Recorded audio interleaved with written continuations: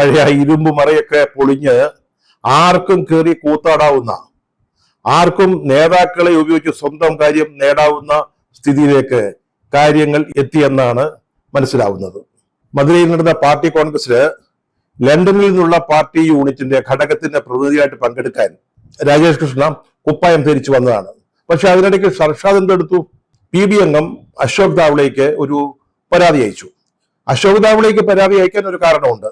അതായത് പാർട്ടി കോൺഗ്രസിന് മുന്നോടിയായിട്ട് ലണ്ടനിൽ നടന്ന പാർട്ടി യൂണിറ്റിന്റെ സമ്മേളനത്തിൽ PB പ്രതിനിധീകരിച്ച അശോക് ദാവ്ളെയാണ് ചെന്നത്. അതുകൊണ്ടാണ് അദ്ദേഹത്തിന് കത്തയച്ചത്. അപ്പോൾ സ്വാഭാവികമായിട്ടും അശോക് ദാവ്ളെ ആ കത്ത് വായിച്ചു. അദ്ദേഹത്തിന് ഇവിടുത്തെ കേരളത്തിലെ നേതാക്കൾക്ക് ഈ രാജേഷ് കൃഷ്ണനോടുള്ള സ്നേഹമോ അടുപ്പമോ ബന്ധമോ ഒന്നും അറിയില്ലല്ലോ. അപ്പോൾ അശോക് ദാവ്ളെയുടെ ഇടപെടലിനെ തുടർന്ന് രാജേഷ് കൃഷ്ണയെ ഈ സമ്മേളനത്തിൽ നിന്ന് ഒഴിവാക്കി.